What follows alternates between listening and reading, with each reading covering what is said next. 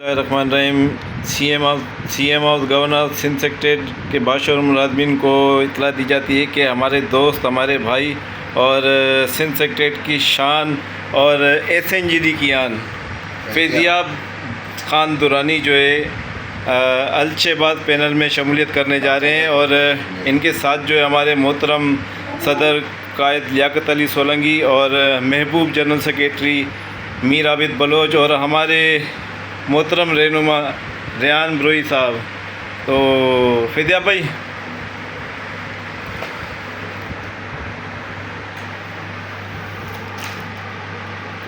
हाँ आप करें गुफ्तगू करें। गुफ्तगू का महवर ये है कि मुलाजमीन के मसले मसाइल ढूंढे क्यों हैं। मेडिकल OPD हो या मेडिकल कार्ड हो, जो कि अभी तक सस्पेंड है और 4-6 महीने से मेडिकल कार्ड सस्पेंड था और मुलाजमीन की आवाज़ें आ रही थी कि मेडिकल कार्ड बहाल करो, मेडिसिन की पर्ची 5,000 ही करो और मेडिसिन की पर्ची जो है तमाम मुलाजमीन को मिलनी चाहिए। आवाज़ें आ रही थी लेकिन बहुत से शिकायतें थी और हर ग्रुप में जो है लोग बात कर रहे थे। और हमारे सोसाइटी के मसले जो हैं तकरीबन 25 सालों से खड़े हुए हैं, लेकिन जो हमारी अखबार पैनल है जिसमें मैंने शमूलियत की थी नेक्स्ट टाइम जो अभी इलेक्शन हुआ था, तो उसमें हमारी नज़र साहब से बात हुई थी कि नज़र साहब सोसाइटी पे काम करना है। नज़र साहब ने रेटिंग दिलाया था कि सोसाइटी पे काम होगा, जो कि काम नहीं हो सका। तमाम मुलाजमीन को पता है और मुलाजमीन जो है किराए के मकानों में या सरकारी फ्लैटों में दर बदर हैं और जो उनकी प्रॉपर्टी है जो सिंध गवर्नमेंट ने तोहफा दिया है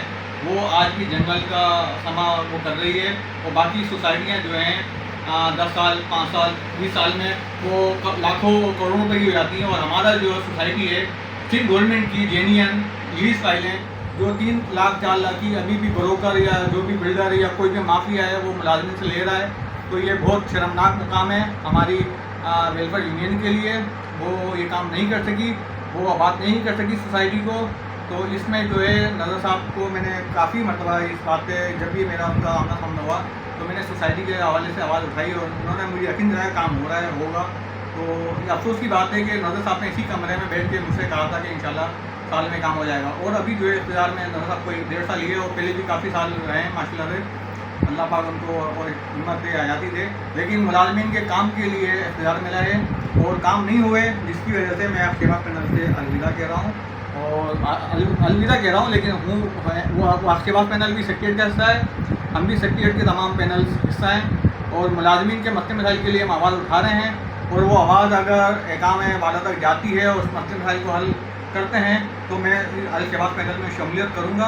और इनसे भी मेरी यही होगी बात कि मुलाजमीन के मसले मसाइल और सोसाइटी को आबाद कराना, बिल्कुल, क्योंकि मुलाजमीन जो है बहुत परेशान है और मुलाजमीन के नाम पे, फलाह बहबूद के नाम पे मुलाजमीन कंगाल हो गए हैं, अपनी जगह पे खड़े हैं। और जो वेलफेयर के नाम पे जो तंजीम हमारी काम कर रही है वो काबे खरगोश में है और उनकी प्रॉपर्टियाँ बन गई हैं, तो उनको प्रॉपर्टियाँ मुबारक हो।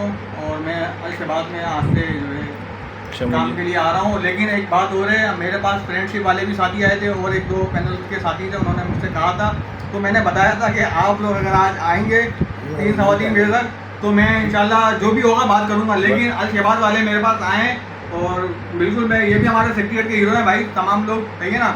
मैंने कभी भी किसी से आज तक किसी बदतमीजी नहीं की है और मुलाजमीन के फलाह बहबूद के लिए बात की है। और नज़र साहब से मेरा कोई ज़ाती एजेंडा कोई ऐसा नहीं है। मुलाजमीन का मसला था, मैंने मसले इसी कमरे में नज़र साहब से मैंने वादा किया था मैं अल-शबाब के साथ काम करूँगा और अल-शबाब में काम करूँगा और सपोर्ट करूँगा, मैंने किया। लेकिन मैं बिल्कुल माज़रत खा हूँ तमाम मुलाजमीन से, मैं उन बातों में पूरा नहीं उतर सका, मुझे शर्मिंदगी है। लेकिन मेरा कोई ओहदा नहीं है, मैं किसी उसमें करप्शन में या इनके कोई यूनियन के उसमें शामिल नहीं हूँ, समझे ना।